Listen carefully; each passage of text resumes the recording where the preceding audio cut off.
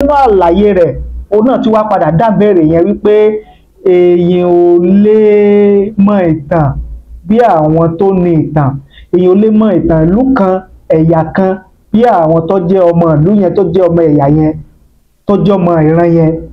Kò sí ẹni tó lè sọ ìtàn bíi ẹni tó ní ìtàn gangan. Tí èèyàn bá fẹ́ ṣèwádìí lórí ìtàn, àbí tí èèyàn fẹ́ ṣèwádìí lórí ìlú kan, lórí ẹ̀yà kan, tàbí lórí ìṣẹ̀lẹ̀ kan, àwọn tí ṣẹlẹ̀ tó wá jẹ́ ṣẹlẹ̀ ni àwọn tí ṣẹlẹ̀ yẹn ṣẹlẹ̀ sí gangan, ó ní èèyàn ti lè gbọ́ fact, ó ní a lè pè ní primary source lórí ìwádìí tí èèyàn bá fẹ́ ṣe. Ó sì jẹ́ lórí ìlú kan náà lèèyàn fẹ́ ṣèwádìí lé lórí. Ẹni tó bá jẹ́ àwọn olùgbé ìlú yẹn níbẹ̀rẹ̀ pẹ̀pẹ̀, ó ní èèyàn ti lè gbọ́ ìtàn. Ìtẹ́yàn bá sì gbọ́ lẹ́nu wọn yẹn, òun ni ó ṣeéṣe kí ni o ló dára jù láti fìdí ẹ̀ múlẹ̀. Òwe kan sọ wípé a kì í mọ̀ yọ́ ọ̀sọ́jọ̀sọ lọ. Àwọn tí wọ́n kọ oríṣiríṣi ìtàn nípa Ilé-Ifẹ̀, nípa Odùduwà, sọmọ Ilé-Ifẹ̀ ni wọ́n? Ìbéèrè tí ẹnìyẹn ń béèrè nìyẹn.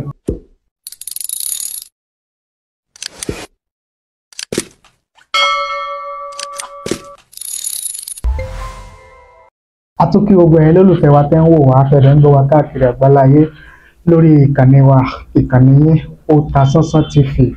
Ojú tẹ́ fi ń wò wá kò ní fọ́, etí tẹ́ fi ń gbọ́ wa kò ní di láṣẹ Èdùmàrè. Ìbànújẹ́ ó kéré ni, ó tóbi ni, kò ní jẹ́pin wa lágbára Adẹ́dàá. Mo máa ń sọ wípé ìkọ́ kìí kọ́ bálá, ìtàkùn kítàkùn kìí kéjò lẹ́sẹ̀, àyín lọ àyín bọ̀ lọ́wọ́ yẹnu, fíní ládìẹ tó pè mọ́ bọ̀. Àwa àti yín á mọ̀ lọ́re, àwa àti yín á mọ̀ bọ̀re o. Àwọn ajogun wọn ò ní lágbára lórí ìṣẹ̀dá wa. Mo fẹ́ mú fídíò kan wá fún yín tí mo sì fẹ́ kẹ́ ẹ farabalẹ̀ kẹ́ ẹ jẹ́ ká jọ gbọ́ nípa ìtàn Ilé-Ifẹ̀ tó pín sí yẹ́lẹyẹ̀lẹ. Mo wá ṣalábàápàdé fídíò tí mo fẹ́ mú wá fún yín yìí. Tí mo wá gbọ́ ń bẹ̀, ó pè fún rònú. Mo gbọ́, mo tún gbọ́, mo tún rò, mo tún gbọ́. Mo wá wò wípé ó yẹ kí ẹ̀yin olólùfẹ́ wa lórí ìkànnì yìí, ó yẹ kẹ́yìn náà gbọ́. Tẹ́ bá wá gbọ́ tán, kẹ́ wá jẹ́ kí n mọ èrò àti òye ti yín. Ẹ jẹ́ kí n brief fún yín. Ẹ rí i pé oríṣiríṣi ìtàn ni à ń gbọ́ nípa Odùduwà àti ọmọ tí Odùduwà bí. Àwọn kan ní méje ni, àwọn kan lọ́mọ kan ni, àwọn kan ní ọmọ rẹ̀ pọ̀. Débi wípé wọ́n ń sọ ìtàn yẹn débi wípé Ọ̀kàbí ni ọmọ kan tí Odùduwà bí, pé Ọ̀kàbí yẹn ló wá bí àwọn ọmọ tó pọ̀. Ètí irú àwa gan, ètí a bá lẹ́nu àwọn, àbí kí n sọ pé má sọ pé lẹ́nu àwọn bàbá tá a bá nínú ìwé, ó ní wípé Ọ̀kànbí nìkan lọmọ tí Odùduwà bí. Ọ̀kànbí yẹn ló wá bí àwọn ọmọ méje tí Onísàbẹ̀ wà ń bẹ̀, tí Alákétu wà ń bẹ̀, tí Ọwá wà ń bẹ̀, tí Ọ̀rànmíyàn wà ń bẹ̀, àtàwọn míì. Ṣùgbọ́n nínú fídíò tí mo fẹ́ mú wá yìí, ẹni tó sọ̀rọ̀ yẹn obìnrin ni, Gẹ̀ẹ́sì ni, ṣùgbọ́n tẹ́ bá gbọ́ yóò yé yín dáadáa. Tó sọ nínú Gẹ̀ẹ́sì yẹn ni wípé kò sí ẹni tó lè sọ ìtàn bí ẹni tó nìtàn gangan. Tí èèyàn bá fẹ́ ṣèwádìí lórí ìtàn àbí tí èèyàn fẹ́ ṣèwádìí lórí ìlú kan, lórí ẹ̀yà kan tàbí lórí ìṣẹ̀lẹ̀ kan, àwọn tí ṣẹlẹ̀ tó wá jẹ́ ṣẹlẹ̀ ni àwọn tí ṣẹlẹ̀ yẹn ṣẹlẹ̀ sí gangan, ó ní èèyàn ti lè gbọ́ fact, ó ní a lè pè ní primary source lórí ìwádìí tí èèyàn bá fẹ́ ṣe. Ó sì jẹ́ lórí ìlú kan náà lèèyàn fẹ́ ṣèwádìí lé lórí. Ẹni tó bá jẹ́ àwọn olùgbé ìlú yẹn níbẹ̀rẹ̀ pẹ̀pẹ̀, ó ní èèyàn ti lè gbọ́ ìtàn. Ìtẹ́yàn bá sì gbọ́ lẹ́nu wọn yẹn, òun ni ó ṣeéṣe kí ni o ló dára jù láti fìdí ẹ̀ múlẹ̀. Torí pé àwọn ni èèyàn lé, wọ́n ní òwe kan sọ wípé a kì í mọ̀ yí ọ̀sọ́jọ̀sọ lọ. Àwọn tí wọ́n kọ oríṣiríṣi ìtàn nípa Ilé-Ifẹ̀, nípa Odùduwà, ṣé ènìyàn Ifẹ̀ ni wọ́n? Sọ́mọ Ilé-Ifẹ̀ ni wọ́n? Ìbéèrè tí ẹnìyẹn ń béèrè nìyẹn. Nínú àlàyé rẹ̀, òun náà tí wá padà dábẹ̀rẹ̀ yẹn wípé èèyàn ò lè mọ ìtàn bí àwọn tó ní ìtàn. Èèyàn ò lè mọ ìtàn ìlú kan, ẹ̀yà kan bí àwọn tó jẹ́ ọmọ ìlú yẹn, tó jẹ́ ọmọ ẹ̀yà yẹn, tó jẹ́ ọmọ ìran yẹn. Kọ́rọ̀ mi ọmọ pọ̀, ẹ jẹ́ kí n mú wá fún yín, ká jọ wò ó, ká jọ gbọ́. Tá a bá wá gbọ́ tán, kẹ́ wá jẹ́ kí n mọ èrò àti òye tiyín lórí rẹ̀. Now in this video, I'm going to let you know that when you want to know about a particular place in Yoruba land, it is better for you to go to that place. For instance, you want to know about Ondo people, go to Ondo town. You want to know about Owo, go to Owo. You can't tell their story better than them.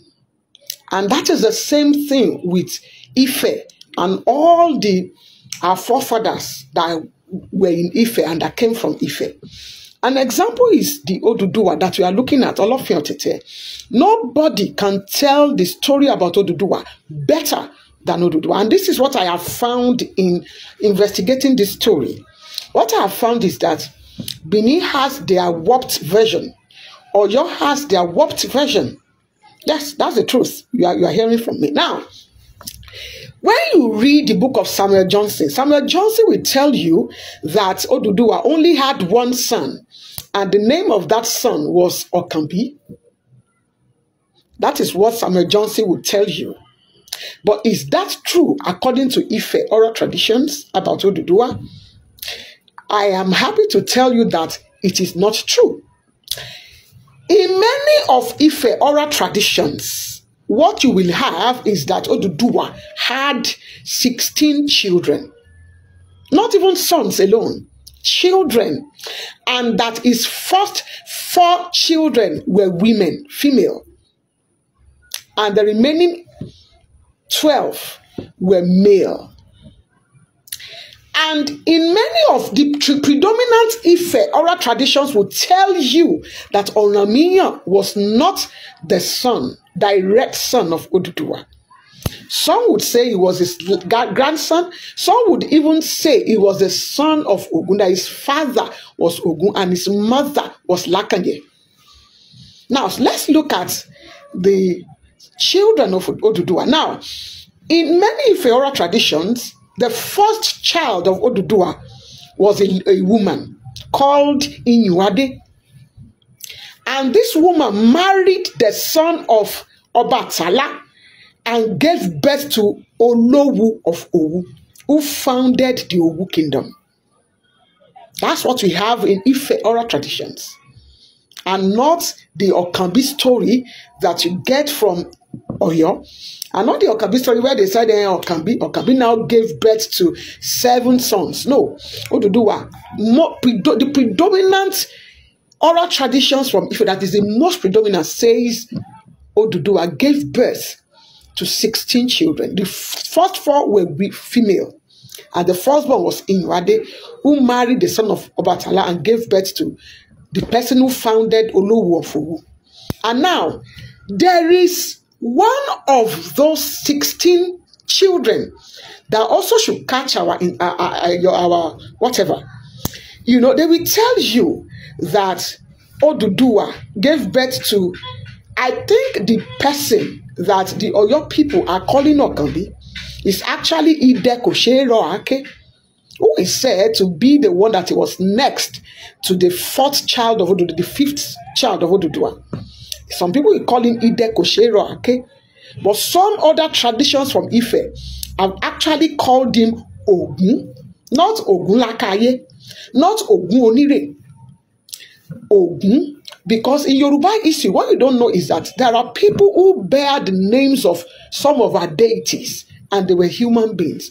So when you hear these names in oral traditions, don't always think they are referring to the deities or the orishas. Now, you will realize that in the king list of Ife, there was an Ogun that ruled, that was the third Oni of Ife. Some people said that Ogun was Ide Kosheroake, and he was also a son to Oduduwa. Some people will say that he was a friend of Oduduwa, depending on the traditions you listen to. But from what has been reconstructed by historiographers, I think it is safe to say that he was a son to Oduduwa, because he actually outlived him. And he is the one that is said to be the father of Oromia. And now, how Oromia came to live in the palace was that when Ogun was a warrior, and that when Ogun was going to battle, the mother of Oromia, Lakange, was, Lakange, I don't know if that is the right pronunciation, was pregnant with him. So Oduduwa took her into his palace and took care of her until she gave birth. So Oromia lived as if he was a direct son of Oduduwa in the palace until his father returned. That is the reconstruction from the oral traditions of Ife, and not this Okambi that the Oyo people have been carrying about. Now, fídíò yẹn pọ̀ jù báyẹn lọ, ṣùgbọ́n èyí tí mo nílò ń bẹ̀ lónìí òun náà ni mo mú wá fún yín yẹn. A máa tẹ̀síwájú lórí rẹ̀. Ẹ jẹ́ kí n dé iléeṣẹ́ S2 Ultimate Herbal International, iléeṣẹ́ tí wọ́n ń lo ewé àtegbò láti fi máa po oògùn, fi máa ṣe ìwòsàn fún èyíkéyìí àrùn tàbí àìsàn tó ń bọ́mọ ẹ̀dá wọ̀yá àjà. Iléeṣẹ́ S2 Ultimate Herbal International wọ́n gbàwé gbòǹtẹ̀ ìjọba pé àwọn oògùn tó ń ṣe nílé iṣẹ́ wọn, àwọn oògùn tó fìdí múlẹ̀ tí ó ní tíwádìí fìdí ẹ̀ múlẹ̀ wípé ó dáa fún àwọn àìsàn àti ìlera ara ni. Oríṣiríṣi oògùn ni wọ́n ń gbé jáde nílé iṣẹ́ S2 Ultimate Herbal International. Typhoid ni o, diabetes ni o, àìrọ́mọbí, fibroid, ulcer, ẹ̀jẹ̀ ríru, ìfúnpá gíga, ọgbẹ́ inú, èyíkéyìí àìsàn tàbí àrùn tó bá ti lórúkọ, òun ni ìwòsàn wà fún iléeṣẹ́ S2 Ultimate Herbal International. Ewé àtegbò ni wọ́n fi ń ṣe oògùn tiwọn. Lára oògùn tí wọ́n ṣe jáde náà láti rí S2 Ultimate Bitters. Eléyìí ló wà fún ọkùnrin tí ò bá lè ṣe dáadáa lọ́dọ̀ ìyàwó rẹ̀ nínú ilé, tàbí obìnrin tó jẹ́ pé kò ní ìlera tó láti tẹ́ ọkọ rẹ̀ lọ́rùn nínú ilé, òun eléyìí wà fún S2 Ultimate Bitters. Ó dáa fún obìnrin tí nǹkan oṣù bá máa ń dà láàmú, tó máa ń nira fún un. Ó dẹ̀ máa ń increase libido ọkùnrin àti obìnrin. S2 Ultimate Bitters kò lọ́tínú, non-alcohol ni, ó sì dáa púpọ̀ tí èèyàn bá nílé. Ẹ ṣé bẹ́ẹ̀ ṣe ń wò wá, ẹ ṣé bẹ́ẹ̀ ṣe ń gbọ́ wá. Ojú tẹ́ fi ń wò wá kò ní fọ́, etí tẹ́ fi ń gbọ́ wa kò ní di láṣẹ Èdùmàrè. Ìdààmú ó kéré ó tóbi ni kò ní kàn yín, kò ní kan gbogbo wa o lágbára dẹ́dàá. Ẹ bá ní pín, ẹ bá ní share rẹ̀ kó lè káàkiri àgbáláyé.